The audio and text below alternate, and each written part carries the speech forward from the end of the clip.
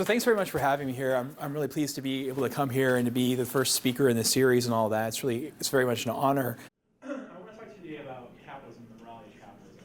And my thesis is going to be that if I could take a magic wand and wave it and turn everyone into a perfectly virtuous person, we would still want to be capitalist. And that's kind of a counterintuitive view because most people think if we could just somehow transform everyone into angels, we would dispense with private property and markets and be socialist. I used to think that too years and years ago, but I no longer think it, and I'm going to explain why. All right, so some background. Michael Moore ends his movie Capitalism, a Love Story by saying, capitalism is evil and you have to replace it with something that's not evil, and that thing is democracy. Right? And then if you look in the Occupy Wall Street webpage, they'll talk about replacing society, like a capitalist system with economic democracy, but they won't just come out and say the word socialism. Well, why not? Why don't they use that word? Why don't they say they want to advocate socialism? I think it's a rhetorical move because I think a lot of people have a view that in the 20th century we had this big battle between the capitalist economic systems and the socialist economic systems, and the capitalist systems won. The socialist systems in practice tended to be disasters with mass murder and other bad things, whereas the societies that experimented with capitalism, Switzerland or Sweden or the United States or Canada, Australia or South Korea, did much better. We know from an economic point of view that wealth and happiness are tightly correlated, and the more money you have, the happier you are, and we find that the capitalist countries have the happiest people as well. We see that, it was not just buying us filthy lucre, but capitalism is actually making us live longer, and so we can see that the number of children, for example, who make it to adulthood is much higher in capitalist countries than in non-capitalist countries. We see that even if you just care about the income of the poor and the worst off, that the children, the people living, the poor, the so-called poor in capitalist countries are richer than the poor in non-capitalist countries, and also that most capitalist countries are also the least corrupt countries. So from an economic standpoint, it seems like the case for capitalism is really, really strong. And a lot of socialists recognize this, and they've sort of retreated away from making economic arguments, or they're just arguing for this intervention here and this intervention here, but they're not arguing for all-out socialism in the real world. But where have they retreated to? They've retreated to the moral high ground. They've retreated to the idea that, well, sure, capitalism works better in this world with selfish, mean people who aren't willing to do what it takes to be socialist. Socialism asks us to give to one another, and we're not willing to do that. If we have central planning, it's asking us to have benevolent central planners, and we can't supply that. Instead, we supply a Pol Pot or a Stalin. The problem is with us. It's not with the socialist system. So socialists have retreated to the comfortable moral high ground, and the thought remains, and many people have, that if only we were good, if only we were noble and benevolent and not so selfish, we would be socialist. And you can't defeat that argument with more economics. Right? That argument is pretty plausible, and you also see many people who call themselves capitalists seem to think that as well. You think of like the classic kinds of arguments that economists make, they're based upon the fact that human beings are selfish, and that's why they argue for market-based economies. And a lot of the people who've defended markets seem to agree that if only we were good, we would just dispense with them altogether. We would dispense with private property altogether and be socialist. So you might not have heard of this guy, but his name's Jerry Cohen. He's someone I'm going to be arguing against today. And he, I think, is a good representative of this view, the view that if only we were good, we would be socialists. So Jerry Cohen was an eminent political philosopher, an eminent Marxist thinker, in my opinion, the most important Marxist thinker since Marx. And at the end of his life, he wrote a short book called Why Not Socialism that was meant to show readers that even if they didn't call themselves a socialist, deep down they were. Deep down they were committed to the idea that socialism is the best system. So I'm going to be explaining his argument and then kind of parodying it, and then explaining what went wrong with his argument, but then showing why when we think about all this together, what actually emerges is the idea that capitalism, not socialism, would be the right system for morally perfect beings. Right.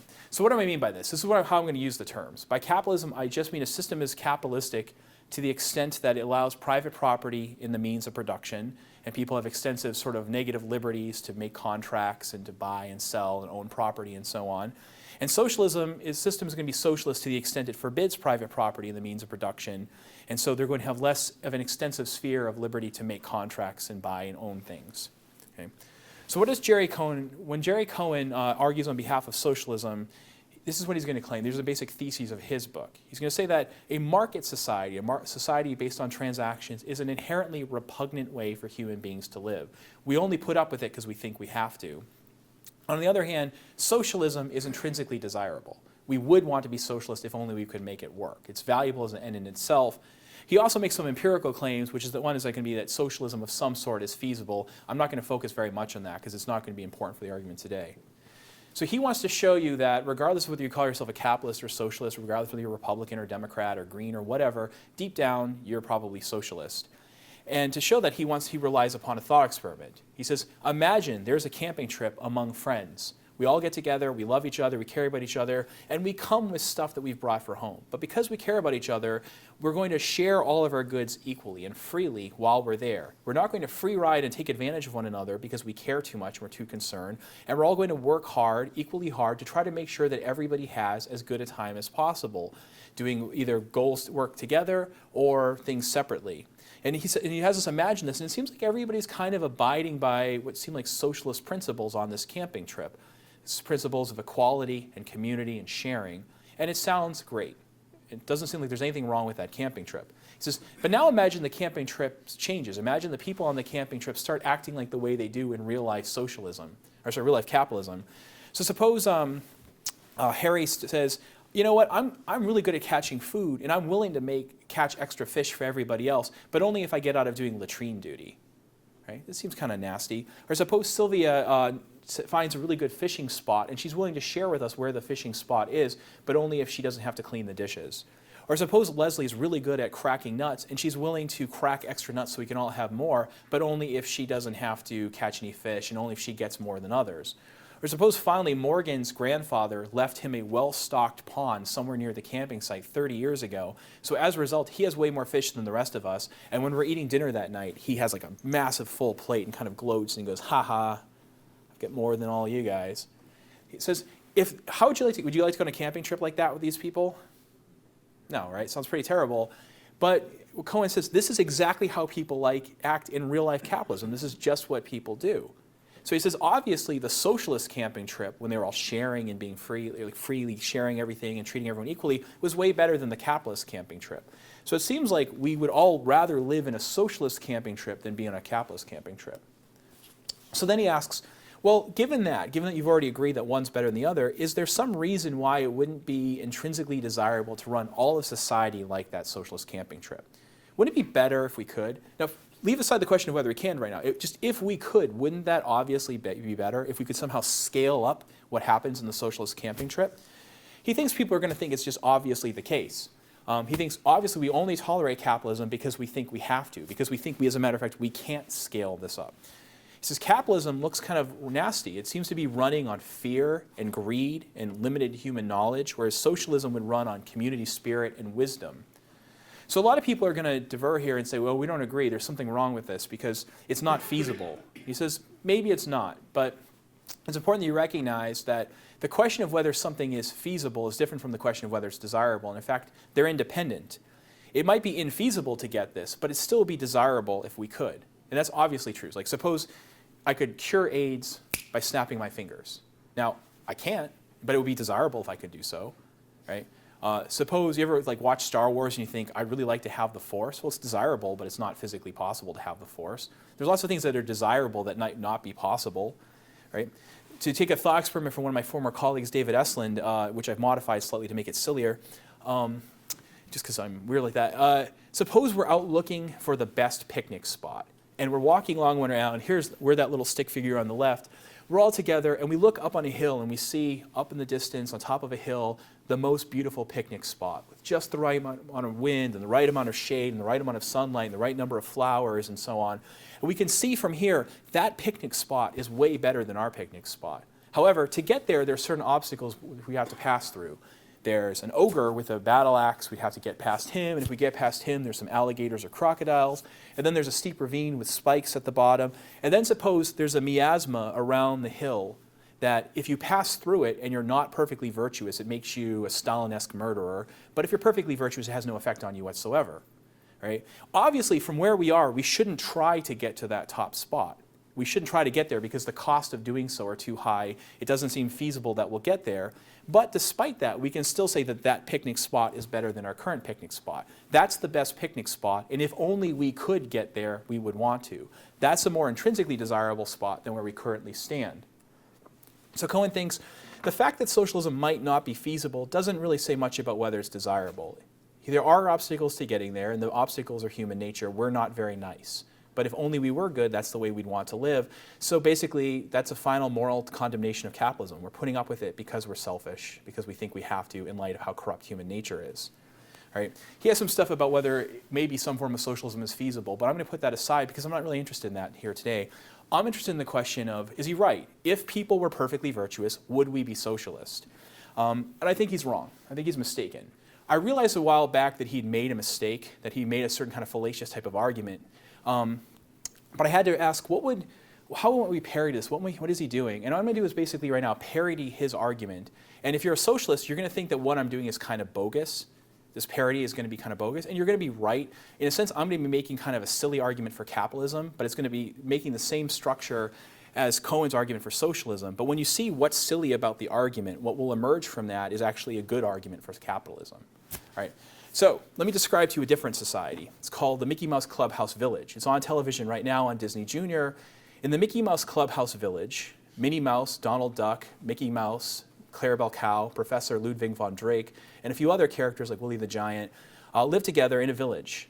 They have both communal and private property. Some things they own collectively, such as an amphitheater and certain roads. Other things they own privately. So Clarabelle Cow has a Moo Muffin factory and a Moo Muffin store, as well as another sundry store.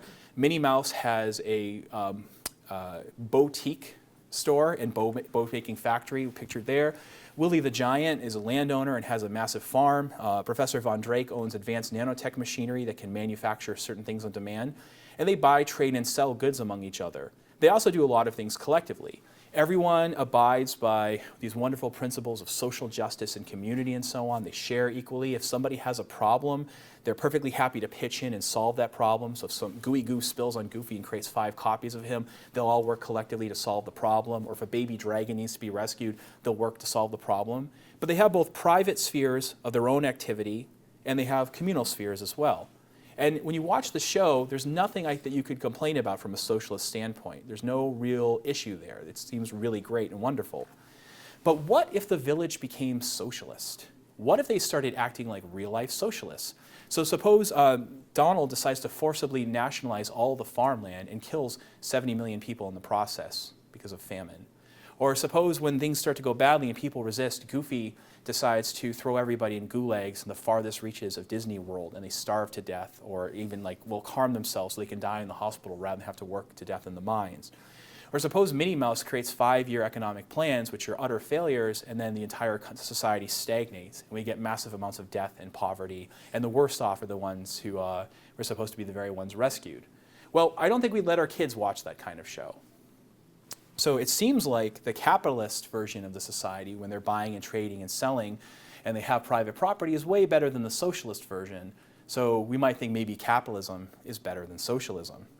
Now, in the Mickey Mouse Clubhouse Village, they live by a number of different moral principles, which we seem to have reason to subscribe to. One is a principle of voluntary community. The idea here is that they live together in peace and prosperity, and they have rules that bind their behavior, but they don't enforce these rules with violence and threats of violence. This is very much unlike what we see in our modern societies, like Switzerland and Canada and the United States, where we have laws and we have to back them up with police officers who will threaten to shoot us if we disobey them. But they dispense with that entirely. They're completely anarchist. They don't have any need for governance of that sort. They have laws, in a sense, or rules, but the rules aren't enforced with violence. They also live by principles of mutual respect. Here they think every person is an end in himself or herself and should be treated accordingly. They tolerate differences. They're very open. For example, they're not misogynist. They have no problem with interracial marriage. Clarabelle Cow and Goofy Dog are a thing. Right? No one has a problem with that. And this isn't just a tolerance of a live and let live tolerance, but rather a higher form of tolerance where they live vicariously through others and are happy to see others lead different lifestyles. They live in principles of reciprocity, where the idea here is they want to trade value for value, not because they just see everyone else as an instrument to supplying their own desires or meeting their own desires, but rather they're proud to be able to create things that other people want and want for their own sake, and they want to be of service and value to others, not simply because they want to use others for their own ends.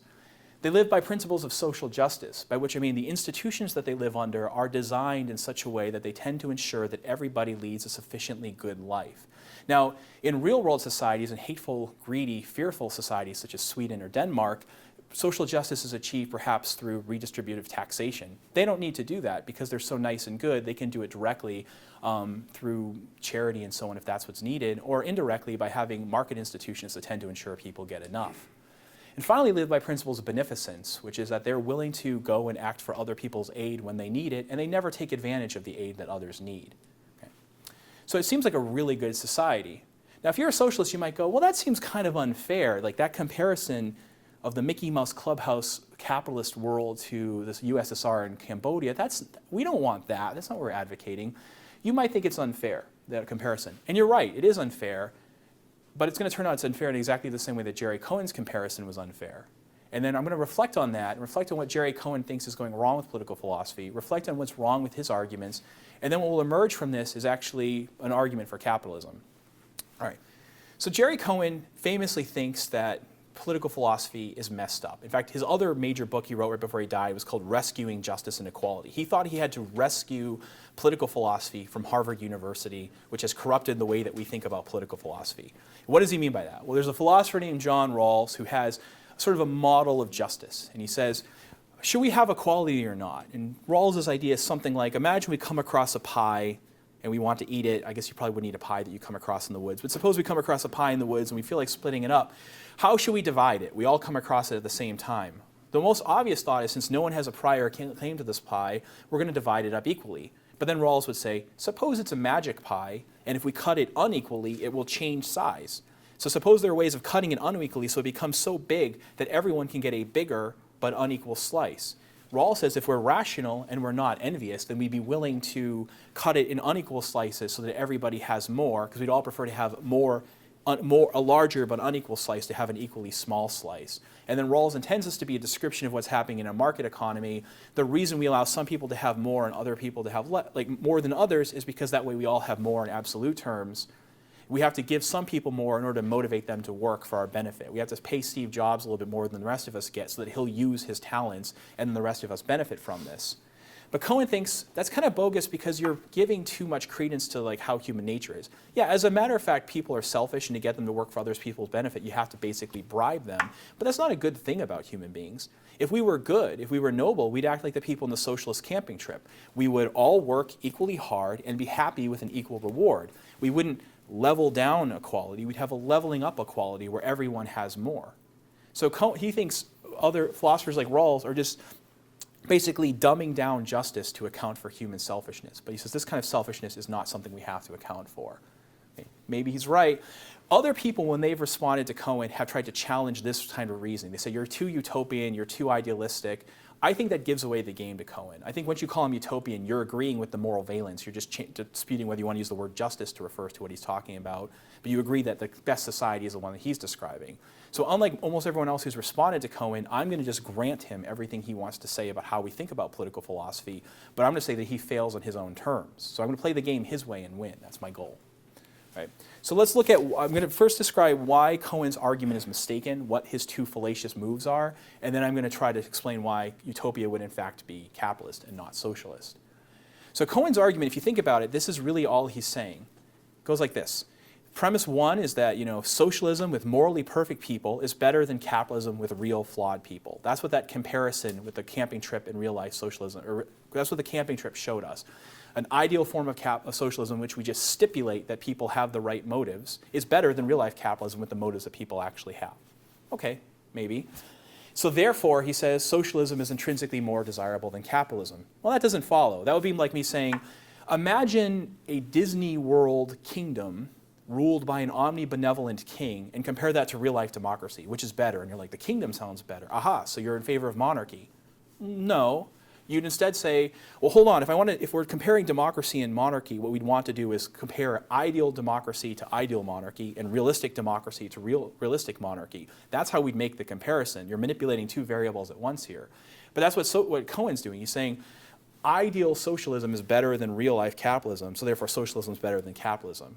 No, that leaves open the question, how does ideal socialism, where you stipulate everyone has perfect motives, compare to ideal capitalism? And what is real-life socialism like compared to real-life capitalism? That's how we're comparing like to like, and he never did that. Now, it might just be that Cohen thought, well, there's no such thing as ideal capitalism. Why would you have capitalism if you were really good? And I have to admit, I was puzzled I realized like years and years ago that this was the mistake in his book, but I was kind of puzzled, well, what would real life ideal socialism or capitalism look like? And I wasn't sure, I didn't have a good model of it until I was watching with my, at the time, 1-year-old, the Mickey Mouse Clubhouse TV show, and Clarabelle Cow had a factory and a sundry store, and then it ended, and then Minnie Mouse had a bow factory, and I went, that's it. That's what ideal capitalism would look like.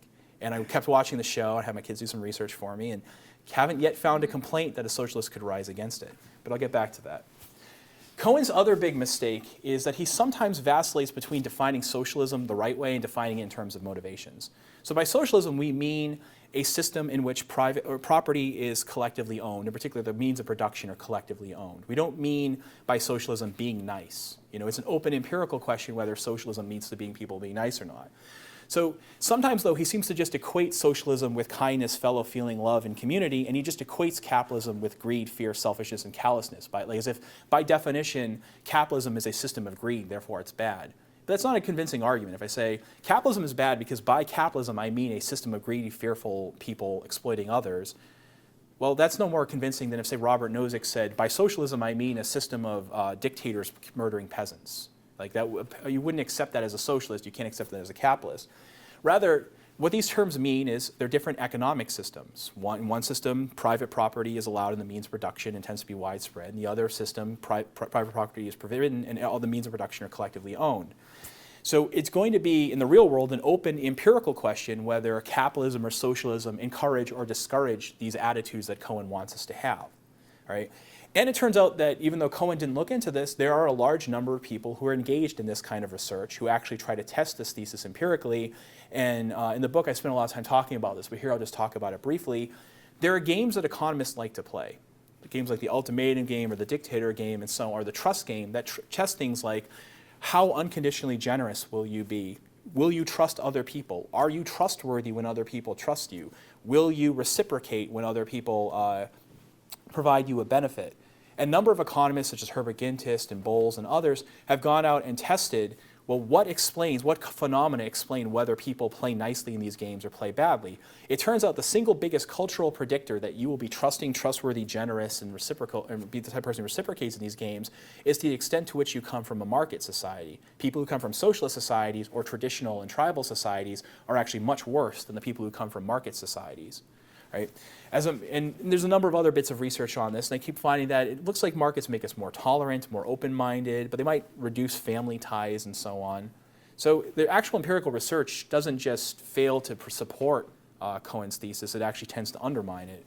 Or another bit, one thing we might do just to see if there's a correlation at all is, let's see how economic freedom and corruption are related. So in this little graph, I take the Transparency International Corruption Perceptions Index scores, which ranks countries on the basis of how corrupt they are, and then the Fraser Institute, a Canadian think tank's Index of Economic Freedom, which is one measure of how marketized and how capitalist you are, and put them together and then see if there's a correlation. And what you find is, what this is telling you is that the more market-oriented you are, the more trustworthy you are. All right? I didn't put the R squared and stuff up there, but it's actually a very high value. Right? It's a very tight correlation. Right? So there's other research like this, and generally speaking, it tends to contradict rather than support Cohen's thesis. Like, do markets make us worse? Well, there's not a huge amount of research on this, but the research that there is tends to say, no, they make us better, not worse. Okay. So at this point, we can say Cohen hasn't really nailed down his argument. He started with that thought experiment. The thought experiment was pervasive, but it was a bit of a trick because he was comparing an ideal capitalist society or socialist society where he's stipulating everyone has perfect motivations to a realistic capitalist society. All right, so that his argument doesn't work, and he was relying upon some false empirical claims. But now what I want to do is talk about why, as a matter of fact, the Mickey Mouse Clubhouse is actually the right way to live. Right? Why that is actually how people live in utopia. Why utopia would, in fact, be capitalist. So what I mean by utopia is this. For utopia, utopia is not heaven. Right? Utopia is a world like ours in which people have basically the same kinds of abilities that human beings have. We're not imagining them to be stronger or healthier or intrinsically better or physically more powerful than human beings actually are. We're imagining a world in which there is scarcity and so on. However, in utopia, we take everyone's morality meter and put it up to 10 or 11, I guess. They're all perfectly good. They never always do the right thing for the right reason and feel the right way about it because they're perfectly virtuous. So here's a question. What sorts of institutions would utopia have? Would it have a capitalist market economy? Would it be socialist and dispense with the market economy? Would it have some other entirely different set of institutions? And how would we know? So what would it take to actually show that utopia is capitalist? Well, you have to make two big moves to show that it's capitalist. One is you have to show that they'd have some reason to have private property in the means of production. It doesn't have to be a reason that's sort of like it's absolutely necessary for them to have it, but just that it would make utopia better so they'd have reason to have it. And you also need to explain that why markets and extensive economic liberty would be valuable in utopia. Again, not necessarily that it's strictly speaking necessary, but just that it would make utopia better. So to fix some terms, what do I mean when I'm talking about property rights? Well, I'm going to use a very conventional definition. A property right in something, such as a property right in my computer, is a bundle of rights. The central right of which is the right to exclude. You don't get to use it without my permission. But it also includes things, typically, though property rights in different objects might vary, it might include something like the right to transfer, the right to destroy, the right to alter at will, permission to use it at will, the right to sell, the right to rent. Typically, property rights include these things, and they also include a moral obligation. You have an obligation to respect my rights to do these things, to respect me when I do this, to allow me to do it, not to interfere with it. And if you harm or destroy my property, you owe me compensation. That's what we mean by a property right. So why might, in the Mickey Mouse Clubhouse world, in Utopia, they have private property in the means of production? What value could that possibly give them? Well, here, when economists argue for private property, they'll often talk about things like we need to have private property because it's more efficient. We need to have private property because in the absence of private property, there will be a tragic commons or other kinds of disasters. But these kinds of arguments rely upon the fact that human beings are selfish, and we can't use any of those arguments here because we're imagining that people are perfectly good, whatever perfectly good is. Right? So we need different kinds of arguments. And so the arguments we're going to be making are, they're a little bit more aesthetic. They're a little bit more kind of high-minded, if you will. But that's okay, because all we have to do is to try to show that there's some reason to have a private property in Utopia, even though they don't, strictly speaking, need it. So what might these reasons be? Well, one of them is that human beings and anthropomorphic duck, mice, cows, and so on are project pursuers. Part of what gives life meaning for most of us is to have sustained projects over time that we imbue with meaning for ourselves that we think are important. And for many of us, that requires having sustained access to external goods in the world over time. Right? If you're an artist, that might mean you need a canvas and you need a paintbrush and you need to be able to count on that canvas being there unmolested and unchanged the next day so you can keep painting your painting. Or it might mean that, if you're Willie the Giant, that you've got a farm, that you get to pursue your own idea of how farming ought to go on that farm, and you have sustained access to that good over time so you can implement your vision. Now, and one of the things it allows you to do is to be at home with your world, because you have a niche that you get to shape to your own idea of what the good is, or to try out things that you think are worth doing. Okay? Now, some people, when they think about this, like John Rawls and others would say, yeah, I could definitely see why you'd need your own castle. Like John Rawls thinks you should have your own house, perhaps. Or, I could see why you might want to have, your own pencils or something. But why do you need to have a factory? Why a farm? Why capital goods? Why do you need to have those? And there I want to ask philosophers who often don't fail to do this to empathize a little bit with business people and to see it from their point of view.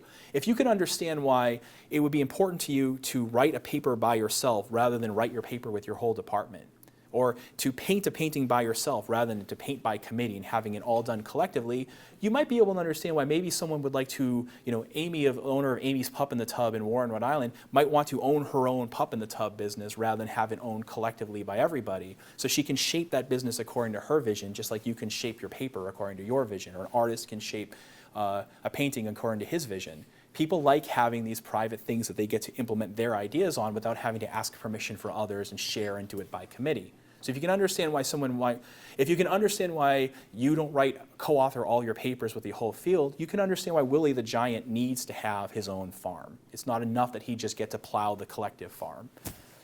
Further, even in a world where everyone loves each other very much, asking permission all the time is oppressive. Right? Like, it's true of my family. It's like sort of nice when the kids and my wife leave because I don't have to ask permission of what I'm going to do. It's like I can just do what I want for now. Further, another reason to have private property, and it's a small reason, is sentimentality. You get attachment to certain objects because of the role that they play in your life. So it's not enough that we have a stuffed cheetah doll for my older son. It's rather, this is the cheetah doll that has a certain history and a joke behind it, and a history of we pretended they would eat monsters when he's going to bed and so on.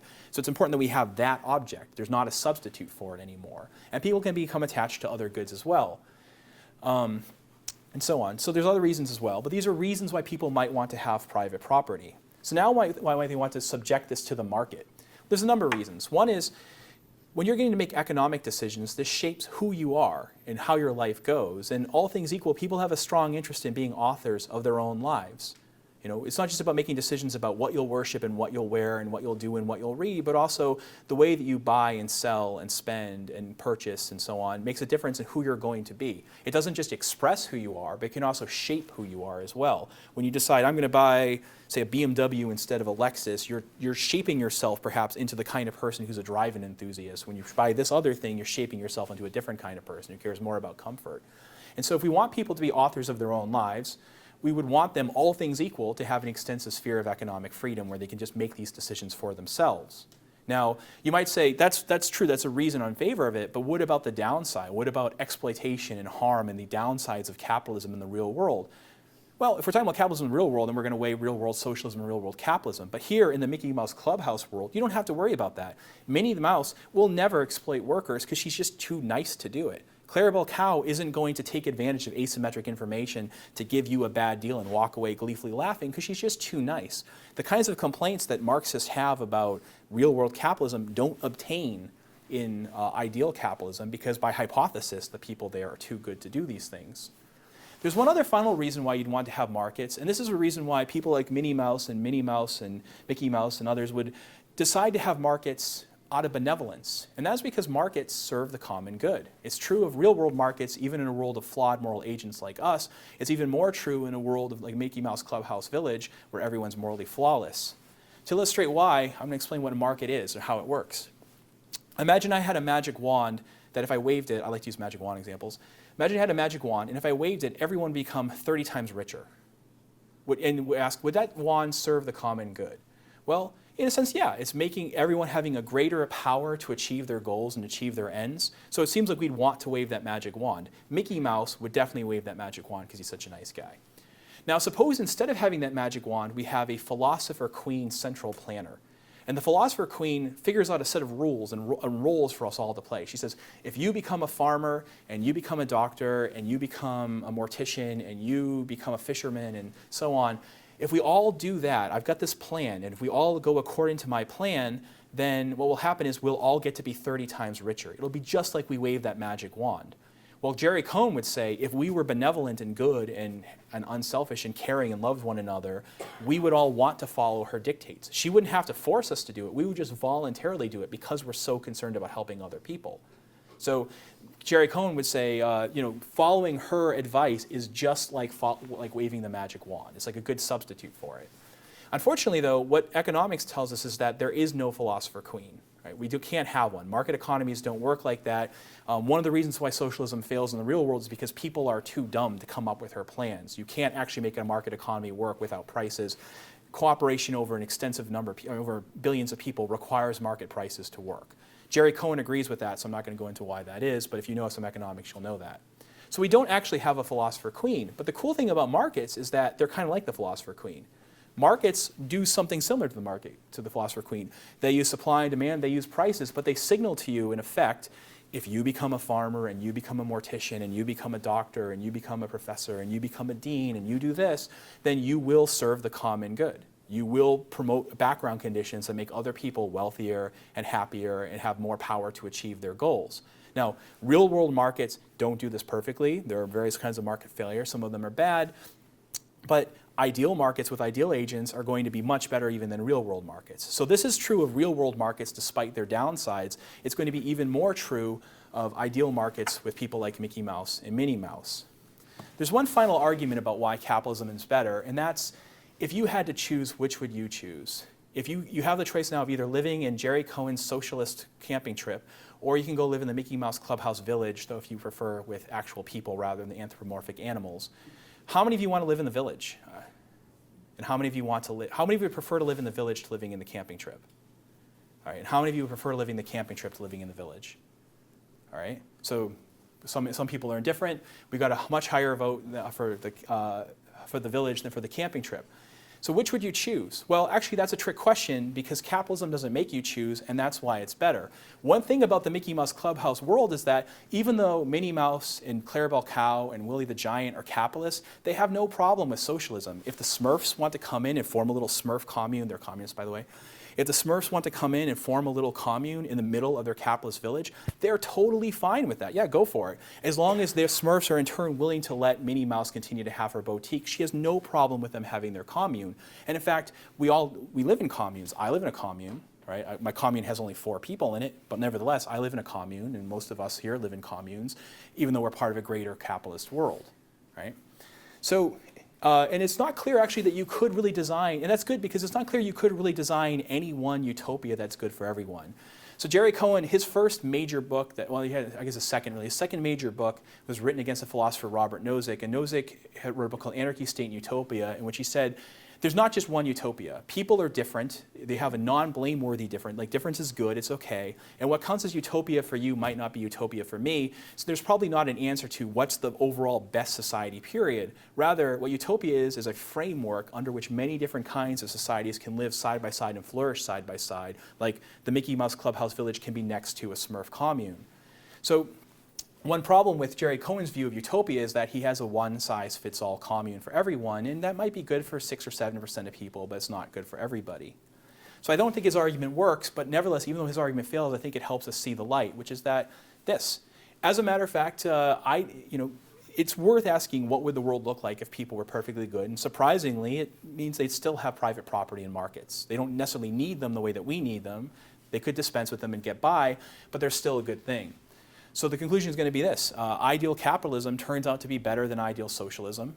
Cohen didn't compare like to like, but when you do compare like to like, what you get is ideal capitalism is better than ideal socialism from a moral point of view. Ideal socialism is better than realistic capitalism from a moral point of view. And realistic capitalism is better than realistic socialism from a moral point of view. So basically, capitalism beats socialism at every level, and that's why we should accept it. So, thanks.